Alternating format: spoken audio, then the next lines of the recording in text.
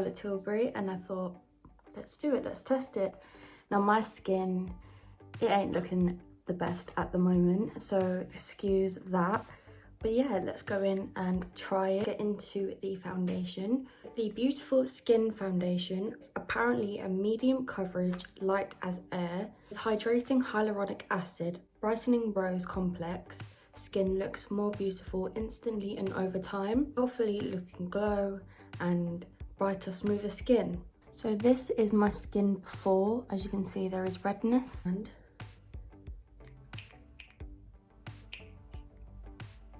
so that's what it looks like. So I'm gonna take a brush from Spectrum. This one's a base brush, and I'm just gonna put this on my skin. It's advertised as to use your like a brush instead of all your fingers, but if you look on the Charlotte Tilbury like TikTok or website, she actually uses her brush. So this is what it's looking like so far. I don't know if you can see that, but it is a lovely glow. Like, it has definitely covered the redness here. I'm a little bit scared because of the dry patches here and then up here. Over the patches that are dry and see how it works. So this is what it looks like off the bat at first. It is very, very, very dewy. It feels nice. It is sticking down to my primer very well actually. Get some more for my forehead because my forehead is extremely red, and hopefully we can hide my eczema. But it feels very nice, and because it's got skincare benefits and hyaluronic acid, it keeps your face hydrated, which is good. And I think for people with dry skin, I think it'll be alright, but you've got to be careful. Whereas people with oily skin, I feel like this would get extremely oily throughout the day. So I feel like if your skin isn't as bad as mine, but you have dry skin, I feel like this would be good for us. But people with oily skin, I feel like your skin would get very oily. You would need to powder to it.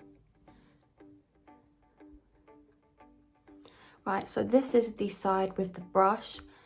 It does give a lot of radiance. It makes my skin look healthy, but I don't know whether, I'm not too sure. Do you know what? It's actually clinging a little bit onto my dry patches. But it has helped with the redness, that's all I can say. I'm gonna use a beauty blender and then we can see what the difference is.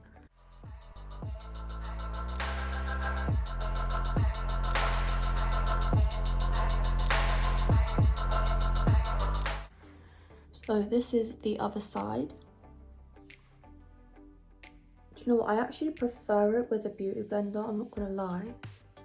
Right, so this is the side with the beauty blender, and this is the side with the brush. And obviously you can see my nose, it's still appearing a little bit, the redness. You can see there's a lot of texture here, obviously here, where when in the nose is, and you can see up here as well. But I feel like, I don't know, I feel like I prefer the side with the beauty blender coverage. I would say that it's not full coverage, very dewy. I feel like, again, if you are someone with oily skin, that if you was to wear this, you would look extremely shiny when like throughout the day when it mixes in with your oils. So you may need to like use a setting powder or something. Bring up these areas, maybe you would need to use concealer beforehand. Very lightweight. It feels very tacky, actually. It's quite sticky.